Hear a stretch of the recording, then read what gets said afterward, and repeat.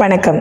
நான் உங்களுடைய doctor Jennifer Diana, இயற்கை மற்றும் யோகா மருத்துவர். உலக எய்ட்ஸ் தினம் டிசம்பர் 1 ஒவ்வொரு வருடமும் செலிப்ரேட் பண்ணிட்டு இருக்காங்க.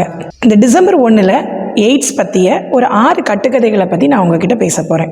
ஸோ இது என்ன வித்தியாசமான ஒரு கட்டுக்கதைகள் அப்படின்னு பார்த்தீங்கன்னா, எய்ட்ஸ்னால பாதிக்கப்பட்டவர்கள் இப்படி இருக்கலாம் அப்படி இருக்கலாம்னு நமக்குள்ள பல போராட்டங்கள் இருக்குது, சில தவறான கருத்துக்கள் இருக்குது. அதைத்தான் இந்த வீடியோவில் பார்க்க போகிறோம். ஸோ எய்ட்ஸ் ஒவ்வொரு நிமிஷமும் ஒரு மனிதரை அழித்து கொண்டிருக்கிறது. It's a silent killer.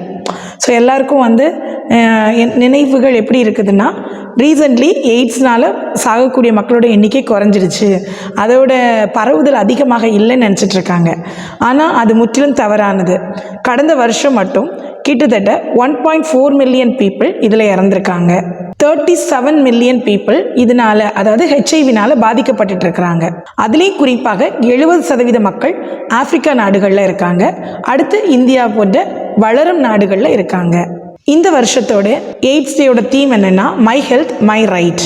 Of course எனது ஆரோக்கியம் எனது உரிமை, நம்ம எல்லாருக்கும் தெரிஞ்ச விஷயந்தான். ஆனால் இந்த எய்ட்ஸை பற்றிய புரிதல் இல்லாததுனால பல மக்கள் அவங்களுக்கு மரண தண்டனை கொடுத்துட்ருக்குறாங்க. ஸோ இதிலிருந்து மாறுறதுக்கு ஃபஸ்ட் இந்த ஒரு 6 கட்டுக்கதைகளை பற்றி பார்ப்போம். முதல் கட்டுக்கதை, எய்ட்ஸ் பாதிக்கப்பட்டவர்கள் யார்? ஹெச்ஐவி பாதிக்கப்பட்டவர்கள் அனைவரும் எய்ட்ஸ்னால் பாதிக்கப்பட்டவர்கள் அப்படிங்கிறது தவறான கருத்து. ஹெச்ஐவியால் பாதிக்கப்பட்டவர்கள் எய்ட்ஸ்னால் பாதிக்கப்படலாம், படாமலும் இருக்கலாம். நாட்கள் செல்ல செல்ல அவர்களுடைய நோய் எதிர்ப்பு சக்தி அதிகமாக இருந்தாலோ அல்லது அவங்க ஏதாவது ட்ரீட்மெண்ட்ஸ் எடுத்துக்கிட்டாலோ எய்ட்ஸ் வராமலேயே பாதுகாக்க முடியும். ஏன்னா ஒரு ஹெச்ஐவி வைரஸ் உள்ளே போனதுலேருந்து குறைந்தபட்சம் 5 வருடங்கள், அதிகபட்சம் 10லிருந்து 14 வருடங்கள் கழித்து தான் அது எய்ட்ஸ் என்ற நோயாக உருவெடுக்கிறது. அதுக்கு முன்னாடியே அவங்க கண்டுபிடிச்சி ஸ்க்ரீன் பண்ணி கண்டுபிடிச்சிட்டாங்கன்னா ஏதாவது ஒரு சின்ன சின்ன ட்ரீட்மெண்ட்ஸ் எடுத்து அதை கரெக்ட் பண்ணிக்க முடியும். 2வது கட்டுக்கதை, எய்ட்ஸ்னால பாதிக்கப்பட்ட ஒரு பெண் கருவுற்று குழந்தை பெற முடியாது. அவ்வாறு பெற்றுக்கொண்டால் அந்த குழந்தைக்கும் ஹெச்ஐவி தொற்று இருக்கும். இதுவும் ஒரு தவறான கட்டுக்கதை.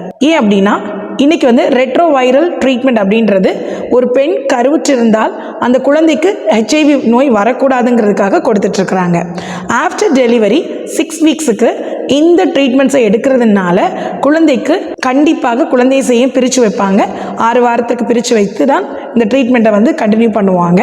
அப்படி பண்ணுறதன் மூலமாக அவங்களுக்கு ஹெச்ஐவி தொற்று நோய் ஒரு தாயிடமிருந்து ஒரு குழந்தைக்கு பரவதற்கான வாய்ப்புகள் அங்கே இல்லை. 3வது கட்டுக்கதை என்ன அப்படின்னா, எய்ட்ஸ் அல்லது ஹெச்ஐவி ஒருத்தர் இருமுறதுனாலையோ தும்முறதுனாலையோ அவர்கள்ட்ட வருது அப்படின்றது முற்றிலும் தவறான ஒரு கருத்து. இது ஒருவேளை அவங்களுடைய ஸ்கின்ல ஏதாவது ஊண்டு இருக்குது, புண்ணு இருக்குது, அதுலேருந்து சீல் வடியுது, அதன் மூலமாக இவங்க உடலுக்குள்ளே போகுது, ரத்தத்தின் வழியாக கலக்குது அப்படின்னா வர்றதுக்கு வாய்ப்புகள் அதிகம். 2வது, ஒரு பெண்ணுடைய வெஜினல் ஃப்ளூயிட் அல்லது ஒரு ஆணுடைய செமன்ல இருந்து பரவதற்கான வாய்ப்புகள் அதிகம். இரத்தத்தின் மூலமாக பரவதற்கான வாய்ப்புகள் அதிகமாக இருக்கிறது. மதர்ஸ் மில்க் அல்லது தாய்ப்பாலிலிருந்து குழந்தைக்கு பரவலாம். இந்த 4 பொருட்களின் மூலமாக தான் பெரும்பாலான ஹெச்ஐவி தொற்று ஏற்படுகிறது. கட்டுக்கதை நம்பர் 4, ஹெச்ஐவி பாதிக்கப்பட்ட ஒருவர் ஒரு கன்னிப் பெண்ணுடன் உறவு கொண்டால் அவருக்கு ஹெச்ஐவி தொற்று ஏற்படாது அப்படிங்கிற ஒரு மூட நம்பிக்கை ஆப்பிரிக்க நாடுகள்லையும் இந்தியாவிலையும் பல இடங்களில் காணப்படுகிறது. இது முற்றிலும் தவறான விஷயம். இதனால் பல பெண்கள் வன்புணர்வுக்கு ஆளாக்கப்படுகிறார்கள். அது மட்டும் இல்லாமல் அவங்க நிறைய ஒரு பிரச்சனைக்குள்ளாக அந்த பெண்ணையும் இழுத்துட்டு போகிறாங்க. ஈவன் அந்த பெண்ணுக்கு கூட ஹெச்ஐவி பாதிப்பு ஏற்படுவதற்கான வாய்ப்புகள் அதிகமாக இருக்கிறது. கட்டுக்கதை நம்பர் 5, மஸ்கிட்டோஸ் அதாவது கொசு அவங்களுக்கு ஒருவரிடமிருந்து இன்னொருவருக்கு ஹெச்ஐவி ஏற்படுத்திவிடும் அப்படின்னு சொல்கிறாங்க. தவறான கருத்து. ஒரு பூச்சிக்குள்ள அல்லது ஒரு இன்செக்டுக்குள்ள ஒரு கிருமி போச்சுது அப்படின்னா ரொம்ப நேரத்துக்கு உயிர் வாழ முடியாது. ஸோ அதனால இன்னொருத்தருக்கு அந்த மஸ்கிட்டோ பைட்னால அல்லது கொசுக்கடியினால எய்ட்ஸ் பரவாது. கட்டுக்கதை நம்பர் 6, கருத்தடை சாதனங்களை பயன்படுத்துவதன் மூலம் ஹெச்ஐவியை தடுத்து விடலாம். கண்டிப்பாக இல்லை. அப்படி இருந்திருந்தால் இந்தியாவில் பல இடங்களில் இந்த ஹெச்ஐவி தொற்று வர்றதுக்கான வாய்ப்புகளே இல்லாமல் இருந்திருக்கும். ஆனால் எப்படி தவிர்க்க முடியும்னா, ஆணுறை மூலம் தவிர்க்க முடியும்.